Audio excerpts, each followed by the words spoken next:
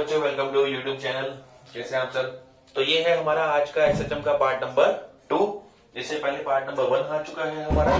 ठीक है, तो चलिए देखते हैं हमने क्या क्या पढ़ा है एसएचएम पार्ट नंबर 1 के अंदर। सबसे पहले हमने पढ़ी इक्वेशन। इक्वेशन क्या थी? ए साइन ओमेगा टी। फिर किसकी इक्वेशन थी? ये विस्थापन की, डिस्प्लेसमेंट की। ए क्या है? यहाँ आयाम है। ओमेगा क्या है? यहाँ 2 पाई बाय टी। फिर हमने पढ़ा वी। वी की फॉर्मूला क्या पढ़ा? ए ओमेगा कोस ओमेगा टी, या फिर हमने पढ़ा ओमेगा इंटू रूट में ए स्क्वायर माइनस एक्स स्क्वायर। फिर हमने क्या पढ़ा? फिर हमने पढ़ा एक्सलरेशन। एक्सलरेशन क्या होता है? एक्सलरेशन होता है माइनस का ओमेगा स्क्वायर ए साइन ओमेगा टी। ठीक है, जिससे हमने ये भी बोला कि किसके बराबर होगा? माइनस का ओमेगा स्क्वायर एक्स के बराबर होगा। ओमेगा यहां क्या है? ओमेगा यहां 2 पाई बाय टी। फिर नेक्स्ट हमने क्या पढ़ा? नेक्स्ट हमने पढ़ा यहां पर कि एसएचएम के अंदर जो फोर्स होता है वो कितना होता है? एफ बराबर माइनस का के एक्स होता है। ठीक है, ठीक है सर। तो फिर उसके बाद यदि मैं बोलूं कि एफ बराबर एम ए, तो एम ए बराबर क्या हो गया? ये तो ए बराबर क्या हो गया? माइनस का के बटे एम इंटू एक्स। तो अभी देखो, ये आ गई क्वेश्चन नंबर 1, ये आ गई क्वेश्चन नंबर 2। यदि दोनों को मैं कंपेयर करूं तो यहां से के बटा एम किसके बराबर होगा? ओमेगा स्क्वायर के। ये याद रखना काम आएगा हमारे। तो के बराबर क्या होता है? एम ओमेगा स्क्वायर होता है। के बराबर क्या होता है? एम ओमेगा स्क्वायर होता है। काम आएगा। ठीक है बात सर, यहां तक हमने पढ़ा था। फिर हमने पढ़ा था कि एटी का ग्राफ कैसा बनेगा। याद करो, एटी का ग्राफ कैसा था? Sine wave. वीटी का ग्राफ कैसा था? Sine wave. एक्स टी का ग्राफ कैसा था? Sine wave. ए और एक्स का ग्राफ कैसा था? Straight line. याद है सब कुछ? एक्स और वी का ग्राफ कैसा था? एक्स और वी का कैसा था? एलिप्स। वी और ए का कैसा था? एलिप्स। ठीक है, ये सब हम पढ़ चुके हैं।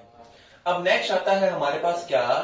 नेक्स्ट आता है गतिज ऊर्जा, मतलब क्या? Kinetic energy. तो काइनेटिक एनर्जी का फॉर्मूला होता है half m v square. V का फॉर्मूला ये रहा, रख दो यहां।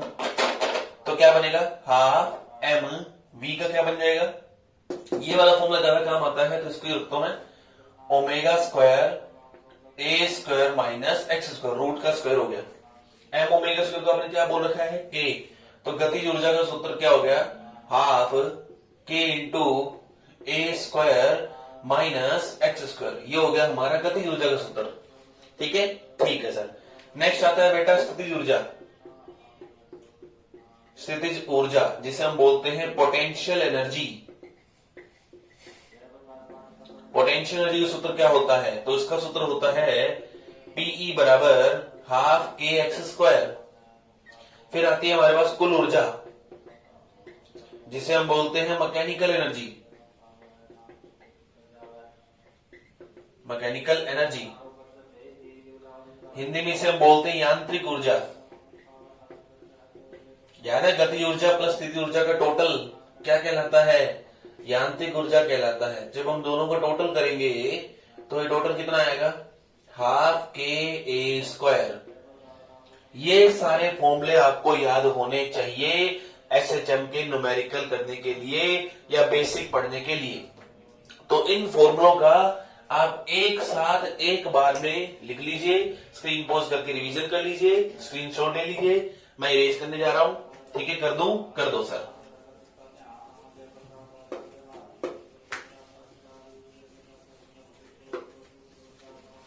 अब एक बात ध्यान दो, क्या?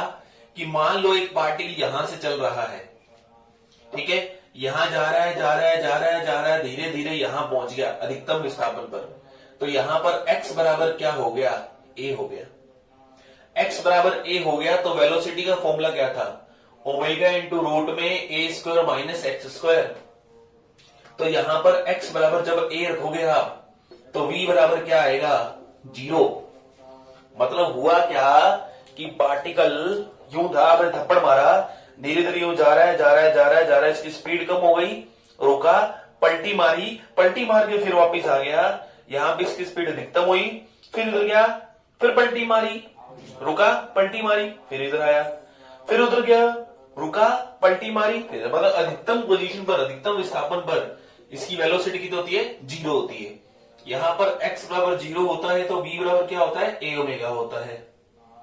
फिर इसके बाद यहां आया x बराबर माइनस ए, v बराबर 0।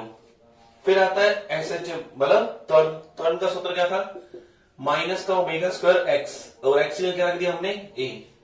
यहां कितना 0, यहां कितना ओमेगा स्क्वायर a। ठीक है, ठीक है। फिर गति ऊर्जा देखो, यहां गति ऊर्जा या काइनेटिक एनर्जी कितनी 0, क्योंकि वेलोसिटी 0 है। यहां कितनी हाफ के ए स्क्वायर, यहां कितनी 0। स्थिति ऊर्जा का सूत्र याद है, हाफ के एक्स स्क्वायर, एक्स 0 तो यहां पर स्थिति ऊर्जा भी 0। यहां पर पोटेंशियल एनर्जी मैक्सिमम, यहां पर पोटेंशियल एनर्जी मैक्सिमम।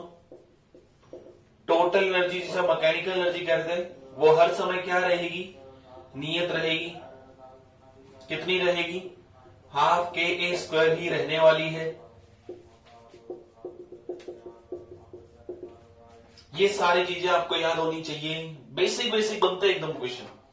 अब आता है यदि मैं ग्राफ बनाऊं किस किस के बीच में, गतिज ऊर्जा और स्थिति ऊर्जा और पोजीशन के बीच में, तो ये x बराबर 0, x बराबर a, x बराबर a। ठीक है, ठीक है सर। तो जब x बराबर a था, जब x बराबर a था तब गति ऊर्जा क्या थी 0। जब 0 थी तब गति ऊर्जा क्या थी अधिकतम, फिर क्या थी 0, तो 0 अधिकतम 0, तो 0 अधिकतम 0, 0 अधिकतम 0, 0 अधिकतम 0, 0 अधिकतम 0। ठीक है, फिर इसके बाद हमने क्या करा, नेक्स्ट देखिए, नेक्स्ट आता है जब यहां पर हम आ गए तो यहां पर स्थिति ऊर्जा क्या थी, स्थिति ऊर्जा क्या थी यहां पर स्थिति ऊर्जा है अधिकतम, पोटेंशियल एनर्जी मैक्सिमम, तो अधिकतम 0 अधिकतम। ये किसका ग्राफ है, ये है स्थिति ऊर्जा का ग्राफ, और ये किसका ग्राफ है, गति ऊर्जा का ग्राफ है। फिर आता है कुल ऊर्जा, कुल ऊर्जा मतलब टोटल एनर्जी। टोटल एनर्जी देखो क्या है, हाफ के स्क्वायर, हाफ के स्क्वायर, हाफ के स्क्वायर। तो एक बार क्या है, नियत है, कांस्टेंट है, तो इसलिए mechanical energy is always remain constant, हमेशा क्या रहेगी, नियत रहेगी। एक क्वेश्चन आता है कि एक एसएचएम की फ्रीक्वेंसी, एसएचएम की आवर्ती एफ है, ठीक है, तो कह रहा है बताओ गति ऊर्जा की आवर्ती क्या होगी। ठीक है, पोटेंशियल एनर्जी या काइनेटिक एनर्जी की फ्रीक्वेंसी क्या होगी, ये आपसे पूछा गया। ठीक है, और एक बार ये पूछा जा चुका है कब, नेवी वाले एग्जाम में। ठीक है, तो पोटेंशियल एनर्जी या काइनेटिक एनर्जी की फ्रीक्वेंसी क्या होगी। अब सोचो, पोटेंशियल टाइम पीरियड क्या होता है, आवर्तकाल क्या होता है, जितने समय बाद वो खुद को रिपीट कर ले। यहां पर पोटेंशियल काइनेटिक एनर्जी कैसी है, अधिकतम, मैक्सिमम। यहां गए, यहां कितनी है 0, फिर यहां आए, यहां कितनी है अधिकतम, मैक्सिमम। फिर से मैक्सिमम 0 मैक्सिमम, मैक्सिमम 0 मैक्सिमम। अब यहां तक कितना टाइम बीत चुका है भाई, जिस समय बाद खुद को रिपीट करे वही तो होता है ना टाइम। तो हाफ के स्क्वायर से स्टार्ट हुआ 0 और वापिस से हाफ के स्क्वायर आ गया। कितने समय बाद खुद को रिपीट करा, मैंने आपको परसेंटेज बताया था 0, 25%, 50%, T/2 समय के बाद खुद को रिपीट करा। तो आवर्तकाल यदि आधा है तो आवर्ती क्या है, डबल, कितनी 2f, याद रखना भैया। और आवर्तकाल पूछे तो, टाइम पीरियड पूछे तो T/2। ठीक है, यदि एक एसएचएम, एक पार्टिकल जो है f आवर्ती के साथ एसएचएम कर रहा है तो उसके काइनेटिक एनर्जी या पोटेंशियल एनर्जी की फ्रीक्वेंसी कितनी होगी, 2f या T/2 होगी। ठीक है, हटा दो सर। नेक्स्ट क्या आता है, एक क्वेश्चन करते हैं छोटा सा। देखो क्या बोला गया कि काइनेटिक एनर्जी बराबर पोटेंशियल एनर्जी है। ठीक है, तब फाइंड द मिनिमम टाइम।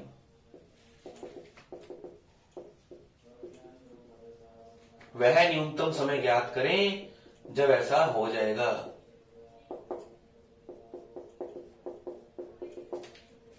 ठीक है, यहां तक पहुंचने में न्यूनतम टाइम ज्ञात करो। तो काइनेटिक एनर्जी का फॉर्मूला क्या था, आंसर देखो। काइनेटिक एनर्जी का फॉर्मूला क्या था, हाफ इंटू के इंटू ए स्क्वायर माइनस एक्स स्क्वायर। स्थिति ऊर्जा का सूत्र क्या था पोटेंशियल एनर्जी का, हाफ इंटू के इंटू एक्स स्क्वायर। दोनों बराबर हो गए सर। हाफ के से हाफ के क्या हो गया, कट गया। के से के क्या हो गया, कट गया। तो ए स्क्वायर माइनस एक्स स्क्वायर कितना आ गया, एक्स स्क्वायर आ गया। ये उधर चला गया तो ए स्क्वायर बराबर क्या आ गया, 2x स्क्वायर आ गया। तो एक्स स्क्वायर बराबर क्या आ गया, ए स्क्वायर बाई 2। तो x कितना आ गया, प्लस माइनस ए बाई √2। इस स्थिति पर क्या होगा, काइनेटिक एनर्जी और पोटेंशियल एनर्जी क्या होगी, सेम होगी। गतिज ऊर्जा व स्थितिज ऊर्जा क्या होगी, बराबर होगी। अब यहां तक पहुंचने में टाइम कितना लगा, उसके तरीके 2-3 हैं। देखो पहला तरीका, x बराबर क्या था, a sin omega T. x बराबर क्या हो चुका है, a बाय √2 बराबर a sin omega T. a से a मारा गया तो 1 बाय √2 साइन ओमेगा टी। तो 1 बाय √2 कितना होता है, 1 बाय √2 कितना होता है, ये होता है 45 डिग्री, मतलब पाई बाय 4। ठीक है, तो ये हो गया ओमेगा। ओमेगा कितना होता है, 2 पाई बटा टी इंटू टी। पाई ने पाई को मार दिया तो टी कितना आ गया, टी बाय 8। इतने समय में 0 से शुरुआत होगी, यहां तक पहुंच जाएगा। पहला तरीका। दूसरा तरीका और आसान जो मुझे लगता है कि ये एक साइन वेव है, इसमें a बाय √2 पे कितनी बार आएगा, कितनी बार आएगा, 4 बार।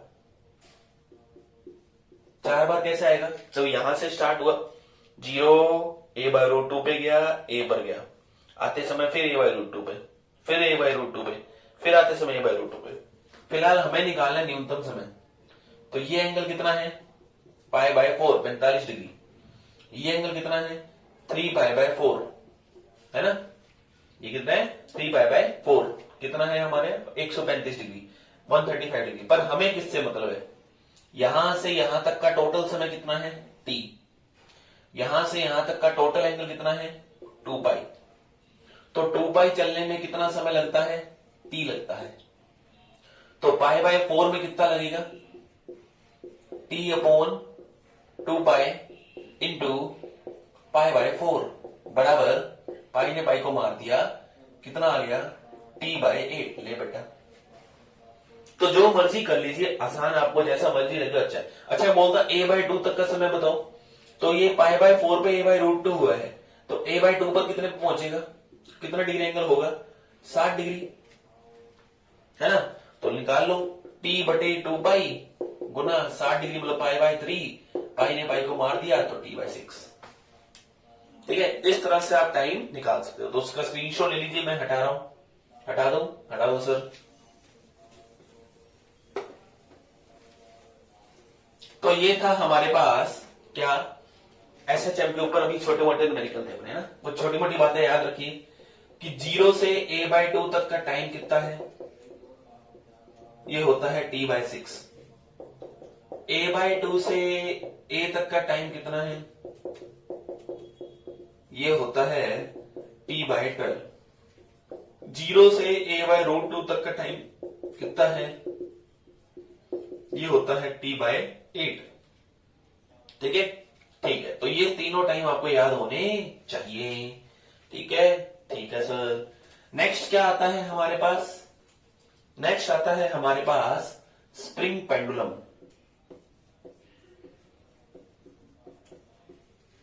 स्प्रिंग पेंडुलम, ठीक है, स्प्रिंग लोलक क्या होता है, तो सुने, यदि कोई एक ब्लॉक स्प्रिंग से ऐसे बंधा हुआ है या ऐसे बंधा हुआ है, तो दोनों ही स्थिति में स्प्रिंग का जो टाइम पीरियड होता है वो कितना होता है, 2 pi root m upon k होता है।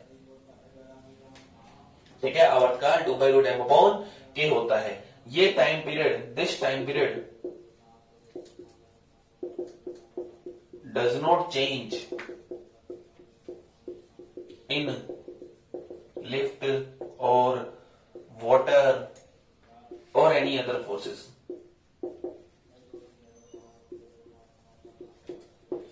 ठीक है, यह आवर्तकाल लिफ्ट में यह आवर्तकाल लिफ्ट में या पानी में, मतलब ऐसे पानी में बोल दो तो आवर्तकाल क्या होगा, कुछ फर्क नहीं पड़ेगा। पानी में या मून पर बदलता नहीं है। इसलिए एस्ट्रोनॉट्स जो खगोल वैज्ञानिक होते हैं वो कौन सी घड़ी यूज करते हैं, स्प्रिंग पेंडुलम वाली, क्योंकि उस पर ग्रेविटी का कोई फर्क नहीं पड़ता है, पहली बात।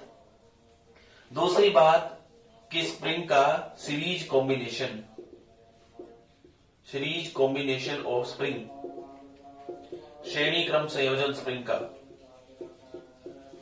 यदि स्प्रिंग का श्रेणी क्रम संयोजन देखा जाए तो क्या होता है, कैपेसिटर के जैसा होता है। 1/ks बराबर 1/k1 plus 1/k2 plus 1/k3 plus 1/k4। फिर आता है स्प्रिंग का समांतर क्रम संयोजन, पैरेलल कॉम्बिनेशन।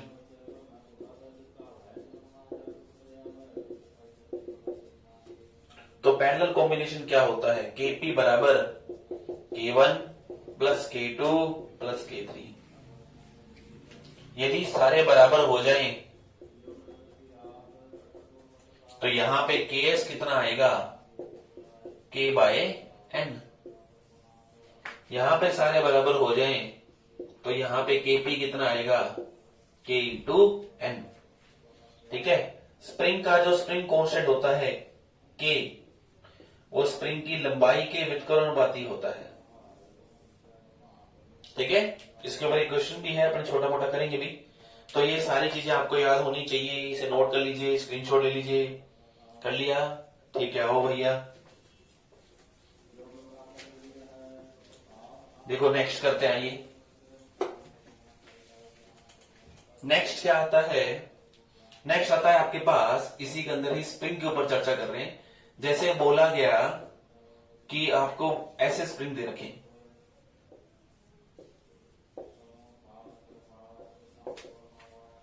ठीक है।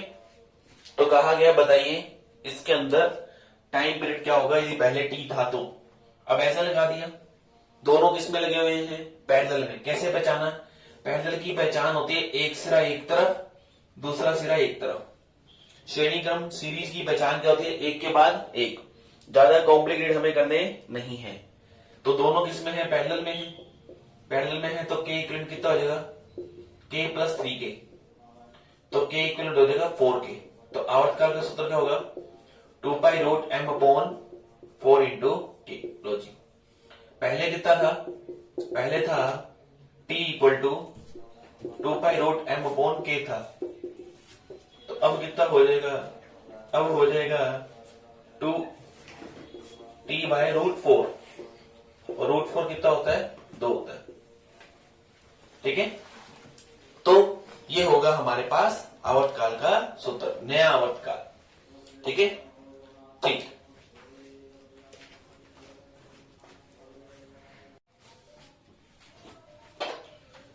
हेलो बच्चों, तो देखिए हम पढ़ रहे थे स्प्रिंग पेंडुलम, और स्प्रिंग पेंडुलम के अंदर हमने आवर्तकाल का सूत्र क्या पढ़ा था, वो पढ़ा था 2π√m/k। और स्प्रिंग के अंदर हमने क्या पढ़ा कि श्रेणी क्रम और समांतर क्रम संयोजन क्या होता है। ठीक है। एक ऐसा ही आपके पास और आता है, कौन सा पेंडुलम, आपको वैसे बाद में पढ़ाऊंगा चैप्टर, प्रत्यास्थता गुणांक वाला आपने चैप्टर पढ़ा होगा, वाई, जिसमें क्या होता है, प्रत्यास्थता गुणांक होता है स्ट्रेस बटा स्ट्रेन, मतलब प्रतिबल बटा विकृति। तो प्रतिबल क्या होता है, F/A, और विकृति क्या होती है, del L बटे L। तो इसके केस में F बराबर जो आता है वो आता है y into A/L into del L। तो देखिए यहाँ जो F की जो दिशा होती है, F की जो दिशा होती है वो किस तरफ होती है, वो होती है इस तरफ। और del L की दिशा, F मतलब कौन सा होता है, प्रतिबल होता है, वो उसकी दिशा होती है इस तरफ। और del L की दिशा किस तरफ होती है, इस तरफ होती है। तो इसमें ये चीज जो है F बराबर -kx से तुलना की जा सकती है। ठीक है। तो k जो आएगा वो क्या आएगा, y इंटू A/L। तो k को यहां रख दो। तो t बराबर क्या आया, 2π√m y इंटू A/L। इसे हम कहेंगे रबड़ पेंडुलम। यदि मैं रबड़ बांध दूं, ठीक है, और रबड़ का प्रत्यास्थता गुणांक कितना हो, y हो। आपको सिर्फ फॉर्मूला याद रखना है। इस कॉन्सेप्ट को हम वापस से डिस्कस करेंगे जब मैं नया कॉन्सेप्ट स्टार्ट करूंगा, जब नया चैप्टर ऐसा स्टार्ट करूंगा। ठीक है, चलिए ठीक भैया। तो अब नेक्स्ट हमारा क्या आता है? नेक्स्ट हमारा आता है सिंपल पेंडुलम। नेक्स्ट आता है हमारा सिंपल पेंडुलम, जिसे हम बोलते हैं सरल लोलक। Very very important. एसएचएम में मैक्सिमम टाइम यदि भी क्वेश्चन आता है एयरफोर्स नेवी के अंदर या एनडीए के अंदर भी, तो इसी के ऊपर आता है मैक्सिमम टाइम। ठीक है, क्या होता है तो सुने। मान लीजिए हमारे पास ये इस तरह से एक पेंडुलम है ना, एक बोब, इसे बोलते हैं बोब। इंग्लिश के अंदर इसे क्या बोलते हैं? बोब बोलते हैं। हिंदी के अंदर इसे क्या बोलते हैं? लोलक बोलते हैं। ठीक है, ये है इसकी लंबाई L। तो ऐसे में इसका आवर्तकाल कितना आता है? वो आता है 2π√L बटा G आता है। ठीक है, ये सूत्र जो है ये कब है? जब L बहुत छोटा होता है R से। R क्या है यहाँ? R है यहाँ पृथ्वी की त्रिज्या, रेडियस ऑफ अर्थ। फिलहाल जब तक आपको ना बोले तब तक आपको यही मान के चलना है कि हमारा सरल लोलक का सूत्र होता है T = 2π√L/G होता है। यहाँ L क्या होता है? L होता है लंबाई, length of pendulum. Length of pendulum, लोलक की लंबाई, जिसे कहां से कहां तक नापा जाता है? इसे नापा जाता है पॉइंट ऑफ सस्पेंशन से centre of mass of Bob. Bob के सेंटर ऑफ मास से, मतलब लटकन बिंदु से। लटकन बिंदु कौन सा? जिससे से यहां टांग रखा है। ठीक है, कहां तक? बोब या लोलक के द्रव्यमान केंद्र तक। लोलक के द्रव्यमान केंद्र तक। ठीक है, इसे नापा जाता है। ये बात समझ आई? ठीक सर। फिर इसके बाद और क्या होता है? अब सुनो, अब एक एक करके सारी बातें काम की। यदि टेम्परेचर इंक्रीज होगा तो लेंथ क्या होगी? इंक्रीज होगी। लेंथ इंक्रीज होगी तो आवर्तकाल क्या होगा? इंक्रीज होगा। पहली बात। दूसरी बात, लिफ्ट के अंदर, लिफ्ट के अंदर यदि आप कभी चले हो तो आपको याद होगा कि लिफ्ट जब ऊपर जाती है तो आप अपने आप को कैसा फील करते हो? भारी या हल्का? सोचो, लिफ्ट ऊपर जा रही तो आप अपने कैसा फील करते हो? भारी फील करते हो। क्यों फील करते हो? इस जी के कारण, क्योंकि आपका वेट बढ़ जाता है। ठीक है, तो फिलहाल हमें क्या याद रखना है? हमें याद रखना है लिफ्ट के अंदर ये फॉर्मूला हमें लगाना है। ठीक है, ए क्या है? ए है लिफ्ट का त्वरण। लिफ्ट का त्वरण। अच्छा, प्लस कब आएगा? प्लस कब आएगा? जब लिफ्ट जाएगी ऊपर, जब लिफ्ट ऊपर त्वरित हो या ऊपर एक्सलरेटेड हो। माइनस कब आएगा?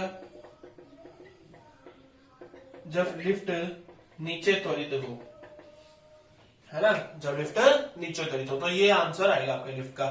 ठीक है, ठीक है। नेक्स्ट क्या आता है? तीसरा पॉइंट। क्या तीसरा पॉइंट आता है? पहले एक बार आप इसका स्क्रीनशॉट ले लीजिए। स्क्रीनशॉट ले लो इसका। ले लिया? चलो ठीक है। अब नेक्स्ट क्या आता है? देखिए, नेक्स्ट आता है इसके अंदर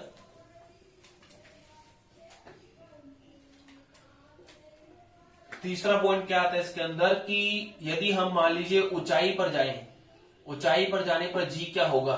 कम होगा।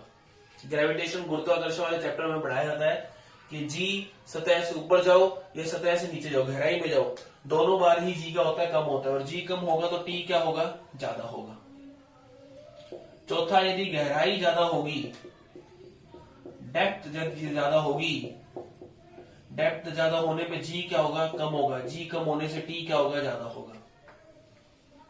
नेक्स्ट आता है पांचवा नंबर पॉइंट। पांचवा नंबर पॉइंट क्या है? पांचवा नंबर पॉइंट है कि यदि मान लीजिए आप किसी मून पे चले गए ना, तो मून पे चले गए तो मून पे तो जी आपको पता ही है, जी मून कितना होता है? मून पर जी कितना होता है? G/6 होता है। और जी का फॉर्मूला कितना होता है? Gm/r² होता है। यहाँ m क्या होता है? ग्रह का द्रव्यमान, मास ऑफ प्लेनेट।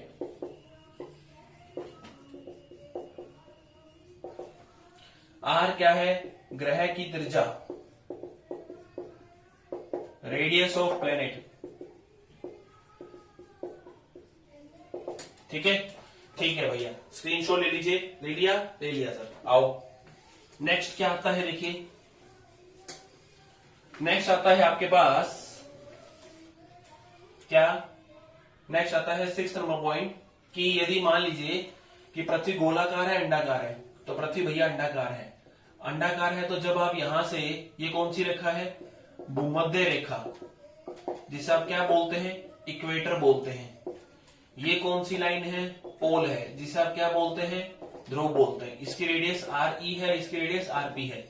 जब इधर आप जाएंगे, ध्रुव से पोल के आप जाएंगे, तो यहां पर जी क्या होता जाएगा, इधर जाने पर जी क्या होता जाएगा, ज्यादा होता जाएगा। क्यों ज्यादा होता जाएगा, क्यों ज्यादा होगा, सोचिए। जी इसलिए ज्यादा होगा क्योंकि यहां पर आर क्या है, कम, और जी की सूत्र में ना क्या बताया था, 1/r²। तो जब आर कम होगा, जब आर कम होगा तो उस समय जी क्या होगा, ज्यादा होगा, तो इसलिए जी बढ़ता जाएगा। अब जी बढ़ता जाएगा तो टी क्या होगा, घटता जाएगा। तो इस बात का भी आप ध्यान रखें, ठीक है। ठीक भैया, नेक्स्ट आता है 7वां नंबर पॉइंट। 7वां पॉइंट क्या, एल व जी में प्रतिशत परिवर्तन, प्रतिशत परिवर्तन 5% तक हो तब, तो टी का फॉर्मूला क्या था, 2π√L/G। ट्रिक क्या है, ट्रिक क्या है, सीधी सीधी मैथमेटिक्स है। प्रतिशत मतलब परसेंटेज चेंज। यदि 5% तक हो तो टी में परिवर्तन, टी में चेंज बराबर परसेंटेज चेंज है। एल की पावर कितनी है, हाफ, हाफ गुना एल में परसेंटेज चेंज, प्लस जी की पावर कितनी है, हाफ, हाफ गुना जी में परसेंटेज चेंज। ध्यान रखना सिर्फ 5% तक के लिए चलेगा काम। 5% से ज्यादा अलग तरीके से करना होगा, वो आपको बता दूंगा कैसे करना है। फिलहाल आप इस बात का ध्यान रखें, ठीक है। रख लिया सर, लिख लो भैया, लिख लिया, लिख लिया सर। नेक्स्ट आता है 8 नंबर पॉइंट। 8 नंबर पॉइंट क्या है, तो सुने। 8 नंबर पॉइंट आता है क्या, कि ये हो गया, ठीक है भैया। 8 नंबर पॉइंट का अपने एग्जाम्पल ही समझ लेते हैं। एग्जाम्पल क्या, हाँ 8 नंबर पॉइंट सुनो कि यदि पेंडुलम को एक पानी में डुबो दिया गया, या पेंडुलम को किसी द्रव में डुबो दिया गया,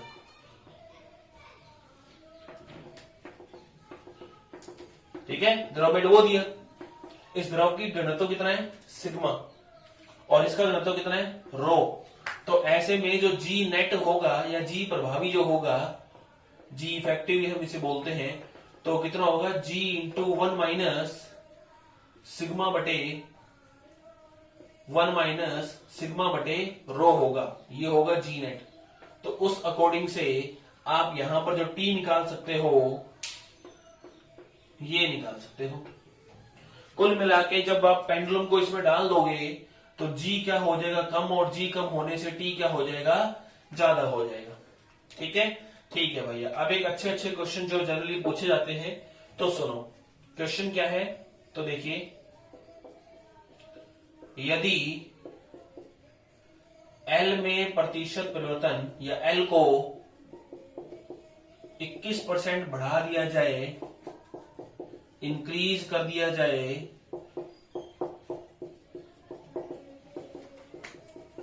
तब टी में परसेंटेज चेंज क्या होगा।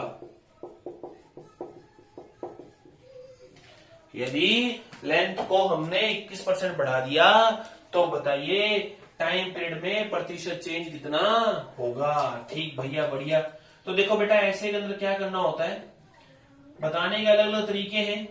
एक तरीका आपको आज बता रहा हूं, एक तरीका आपको जब बताऊंगा जब आपको मैं धारा विद्युत की पढ़ाऊंगा, उसमें एक शॉर्ट ट्रिक और लगाएंगे।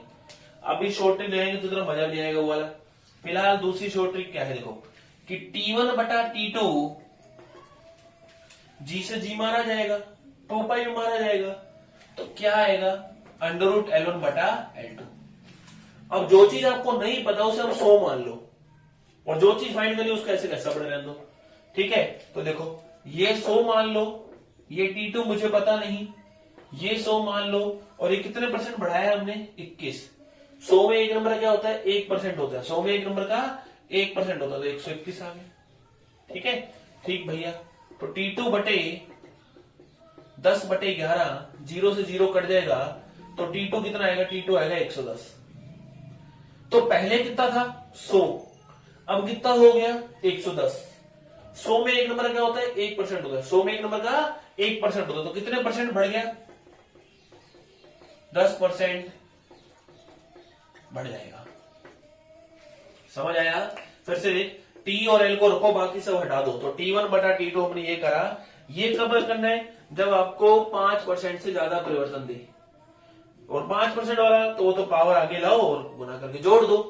ठीक है, पावर आगे लाओ। जैसे बोलता है L में 2% परिवर्तन है, 2% है, L की पावर कितनी है? हाफ गुना 2, 1% आंसर आ जाएगा। समझ आया? पक्का? ठीक भैया, स्क्रीनशॉट ले लीजिए। हटा रहा हूं मैं, हटा दो सर। नेक्स्ट देखो और क्या आता है, छोटे मोटे क्वेश्चंस क्या आते हैं इसके ऊपर। तो सुनो, एक क्वेश्चन है कि एक लड़की झूला झूल रही है, एक लड़की झूला झूल रही है, झूल रही है भैया, मजा आ रहा है उसको झूला झूलने में। ये झूला है हमारा, ठीक है, और लड़की जो है यहाँ पर बैठकर झूला झूल रही है। ठीक है, झूली झूला।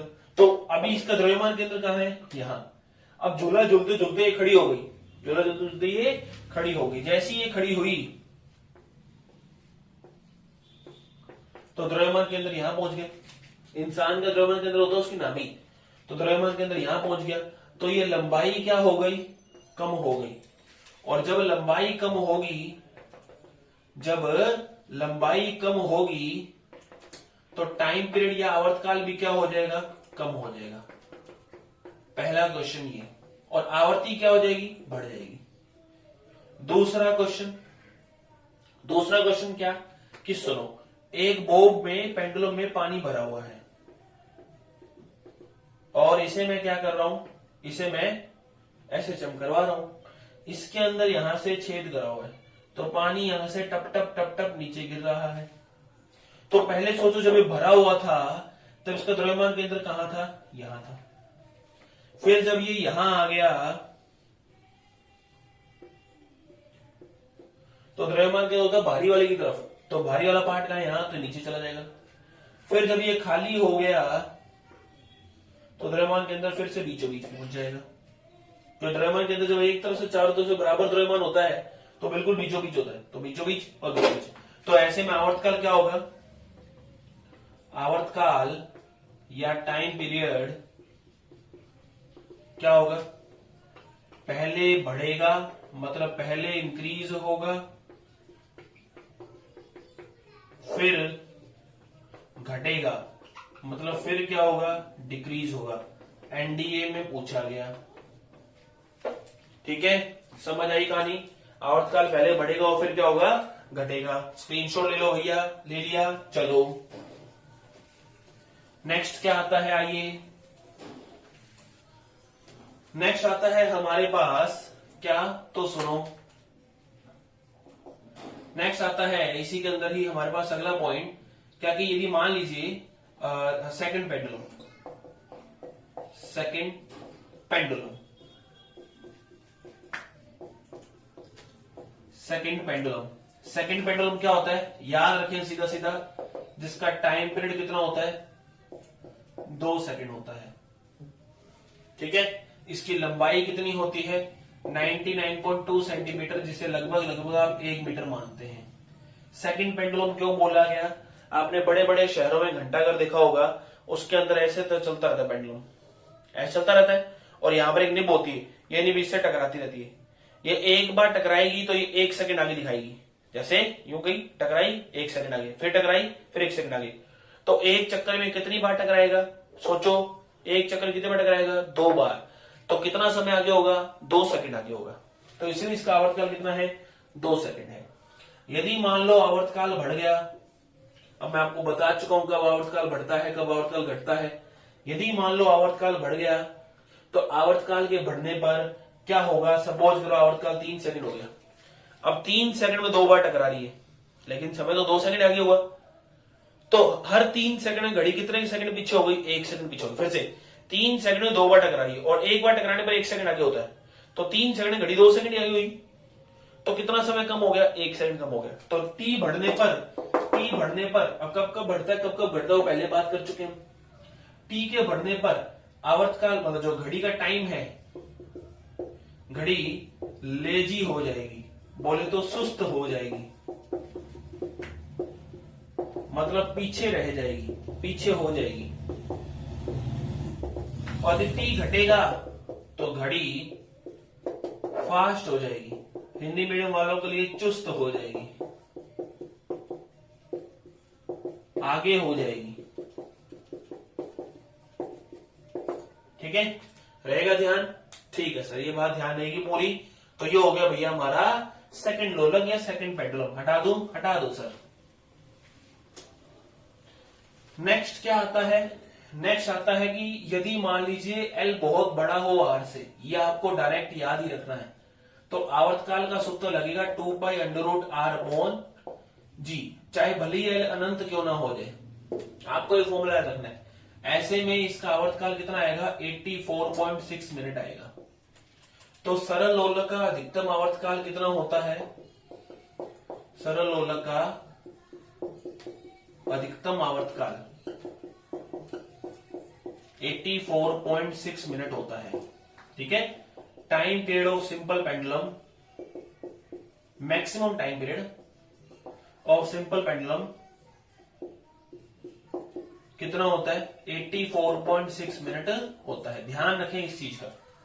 ये ऐसा ही एक और भी आएगा कि मान लो पृथ्वी के अंदर हमने एक टनल खोद दी, सुरंग खोद दी आर पार, और हमने यहां पर एक पत्थर गिरा, तो पत्थर क्या करेगा? आवर्तकाल करेगा, और इसका आवर्तकाल कितना होगा? 84.6 मिनट होगा। ये भी याद रखो। ये एनडीए 2018 सितंबर में पूछा गया, 2018 नहीं 2019। ठीक है, कि सरल लोलक का अधिकतम आवर्तकाल कितना होता है? तो 84.6 मिनट होता है। ठीक है, रहेगा ध्यान? हटा दे? हटा दो सर।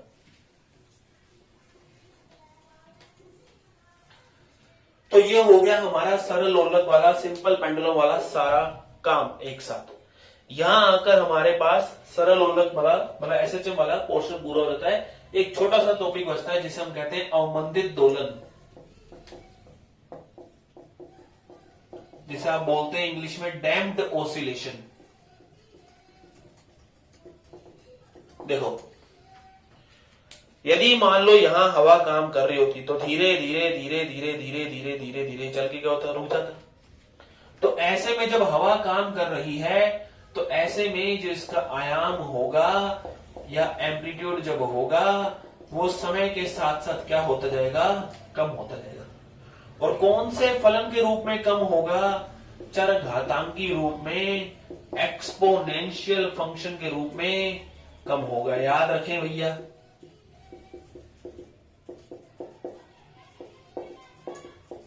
इसे ही हम क्या कहते हैं? अवमंदित दोलन। याद रखना बस ये। ठीक है, लिख लिया? पक्का? ठीक भैया। अब एक आता है फोर्स्ड ऑसिलेशन, जिसे हम कहते हैं बलपूर्वक मंदन, सॉरी बलपूर्वक दोलन। बलपूर्वक दोलन क्या है?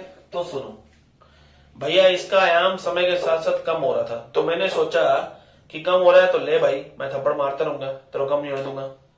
थप्पड़ मारता रहा मारता रहा मारता रहा। तो अब हमने क्या देखा कि ध्यान से देखा जाए तो ये हाथ भी क्या कर रहा है? मेरा ये हाथ भी क्या कर रहा है? सरल लोलक मतलब सरावगति कर रहा है। तो एक समय ऐसा आएगा जब इसकी आवर्ती और इसकी आवर्ती दोनों बराबर हो जाएंगी। उस चीज को हम क्या कहते हैं? अनुनाद कहते हैं। अनुनाद या रेजोनेंस कहते हैं। कब? जब बाह्य बल की आवर्ती या एक्सटर्नल फोर्स की आवर्ती पिंड की आवर्ती के बराबर हो जाए, उसे हम क्या कहते हैं? अनुनाद कहते हैं। अनुनाद की स्थिति में जो एम्पलीट्यूड होता है, जो आयाम होता है, वो मैक्सिमम होता है। ठीक है, ठीक भैया। तो ये हुआ हमारा सिंपल हार्मोनिक मोशन संपूर्ण। अब रहता है सिंपल हार्मोनिक मोशन का अध्यारोपण, एसएचएम का सुपरपोजिशन। वो हम पढ़ेंगे वेव के अंदर, क्योंकि वेव और एसएचएम जुड़े हुए हैं। तो इससे अगला जो चैप्टर आएगा, अगला जो वीडियो आएगा, वो आएगा किसके ऊपर? वेव के ऊपर। और ये वेव का वीडियो अराउंड 3 पार्ट्स में बटा हुआ है, 3 वीडियोस के अंदर बटा हुआ है। इसे हम करेंगे जल्दी। सो तब तक के लिए पढ़ते रहिए, एसएचएम में प्रैक्टिस क्वेश्चन कीजिए। So thank you, bye bye, have a nice day. जय हिंद, जय भारत, बाय।